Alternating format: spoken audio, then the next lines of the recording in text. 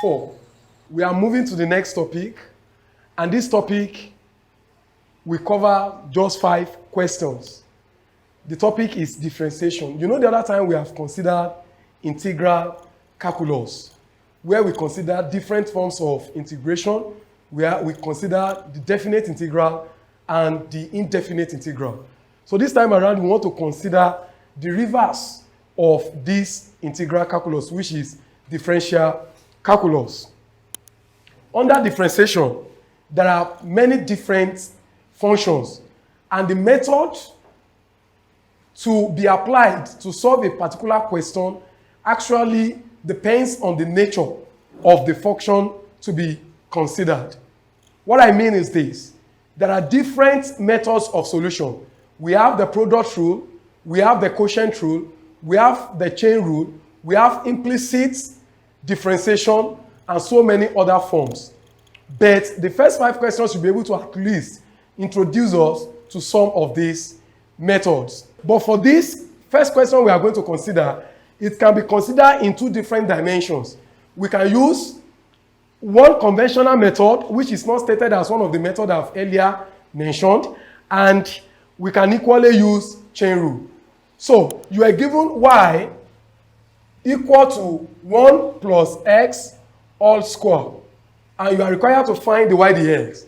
Since you want to use chain rule, for instance, you put let u equal to 1 plus x. This one we set equation 1. Therefore, if u is equal to 1 plus x, it implies that y is equal to u squared. This one will be equation 2.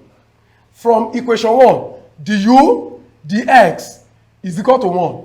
And from equation 2, dy du is equal to 2u. So we record that dy dx is equal to du dx dot dy du. What is du dx here? Du dx, according to what we have, is 1. Then dy du is 2u. Therefore, this one is equal to 2u. But remember, our u is equal to 1 plus x. Therefore, we have this one as 1 plus x. The correct option here is 2 into 1 plus x. 2 into 1 plus x can be given as 2 plus 2x. 2 plus 2x is in option B, and that is the solution to that problem. The next question is still on differentiation. We are given a function here, y equal to x cos x, and we are required to find the y dx. Here we split this function into 2, into u and v. Our u here is x, our v is cos x. Therefore, we have dy dx equal to u dv dx plus v du dx. Plus v du dx. This one, our u is equal to x.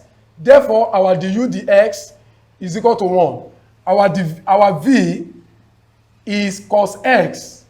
And as such, our dv dx is equal to minus sine x. We substitute the respective derivative of this into the record formula. It implies that the y dx equal to u, which is x. Dv dx is minus sine x plus v is cos x, and du dx is 1. The solution, therefore, will be minus x sine x plus cos x. Minus x sine x plus cos x is in option C, as you can see. Question number 53. We are to find the first derivative of this function, which is x raised to power 7 minus x raised to power 5 over x raised to power 4. Here I can split this thing as y equal to x raised to power 7 over x raised to power 4 minus x raised to power 5 over x raised to power 4. We have this one reduced to y equal to x raised to power 3 minus x. So differentiating it, we have it as y equal to 3x squared minus 1. And that is in option C, which is the correct answer there. The next question is question number 54. We are required to differentiate sine x minus x cos x. To start with, I would like to differentiate x cos x via the product rule. Here I have s cos x. I'm going to differentiate it first, even though the required work is to differentiate sine x minus x cos x. I want to start with s cos x and later differentiate sine x. S cos x, I will split it into two. U is equal to x and v is equal to cos x. Differentiating the u, the x is equal to 1. Differentiating v, I have the v dx is equal to minus sine x. If I recall the formula, I will have the y, the x for this equal to u dv dx plus v du dx. From here, my u is x, my dv is minus sine x, v is cos s, that is plus cos x, and du dx is 1. I will now write it as minus x sine x plus cos x, which can be given as cos x minus x sine x. Looking at this one, I am now going to differentiate this one. If I differentiate sine x, what I will have is cos x. Therefore, from here, this particular sine x will give us cos x on differentiation, and everything I have here is differentiating, is the differential value of this particular s cos x. Therefore, I have cos x minus cos x minus x sine x. I can now write it as cos x minus cos x plus x sine x. This one will take care of this, and the final answer will be x sine x. X sine x is option B. Question 55 is y equal to 3 cos 4x. You are required to find the y dx. Here, I can differentiate it by saying that I will let u equal to 4x, so that y will be equal to 3 cos u. From equation 1, from 1, I obtain the u dx equal to 4. And from 2, I obtain the y du equal to minus 3 sine u. Recall that the y dx equal to the y du dot du dx. In this case, my dy du is minus 3 sine u, and my du dx is 4. Multiplying it out, I have it as minus 12 sine u. But u is 4x. This implies that I have minus 12 sine 4x as the final answer. Hence, the result to this particular question is minus 12 sine 4x, which is in option D. Next question. Question number 56. If y is equal to 2x plus 1 raised to power 3. You know, in question number 51, I said there are dimensions to answering question of this particular form. we have y is equal to 2x plus 1 raised to power 3. Instead of using chain rule, I am going to use a quick and also an appropriate method to differentiate this. So it is just a way to learn that apart from chain rule, in some instances, you can use this particular approach I'm about to use. Differentiate everything. If you differentiate it, you have 3 into 2x plus 1 raised to power 3 minus 1. Differentiate the inner function with respect to x. If you differentiate 2x, you have dot 2. Then if you differentiate x, if you differentiate 1, you have 0. So you are going to multiply the result of the original differentiation and the result of the inner function upon differentiation. So this one will give us 6 into 2x plus 1 raised to power 2. The correct option here is option D, which is 6 into 2x plus 1 raised to power 2. Question number 57. If y is equal to x sine x, you are required to obtain the y dx. You split into 2 as usual. Your u is equal to x. Your v is equal to sine x.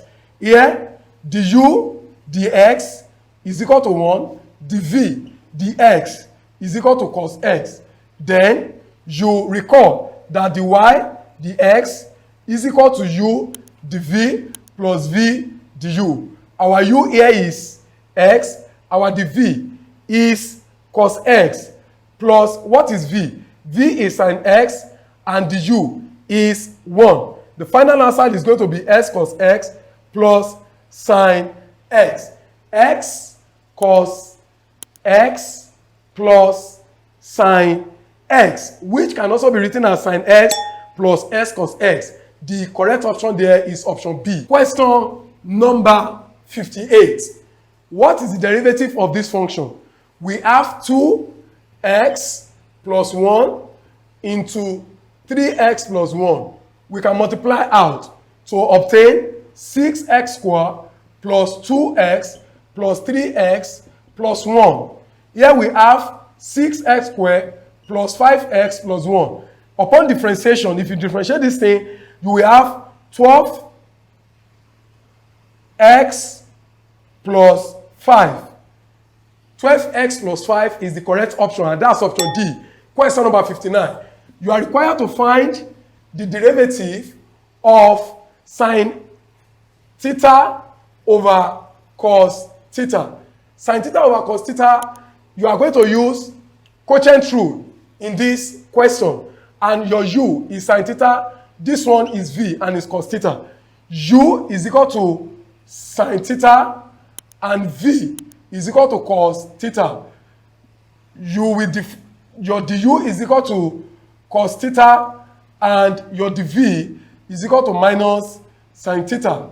You recall the quotient rule. The y dx is equal to v du minus u dv over v squared. Upon substitution, v is equal to cos x, v is equal to cos theta, and du is also cos theta, minus u is sine theta, and du is minus sine theta over v squared, which is cos square theta. From here, cos theta dot cos theta is equal to cos theta squared, this one plus sine theta squared over cos square theta. Cos square theta plus sine square theta is equal to 1. Therefore, we have 1 over cos square theta. Do not forget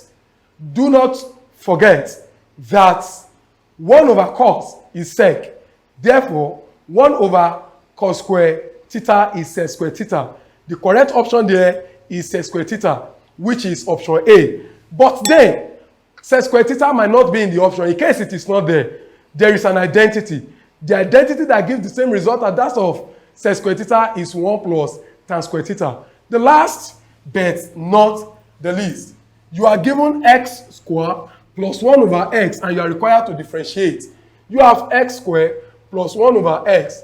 The y dx will be given as d dx of x squared plus d dx of 1 over x. This one will give us d dx of x squared plus d dx of x raised to power minus 1. If you differentiate this one, you have 2x. And if you differentiate this one, you have minus x raised to power minus 2, which can also be given as 2x minus 1 over x squared. So any of these can be in the option. And according to what we have here, the correct option is option D, which is 2x plus 1 minus 1 over x squared. I repeat, the correct option is 2x minus 1 over x squared.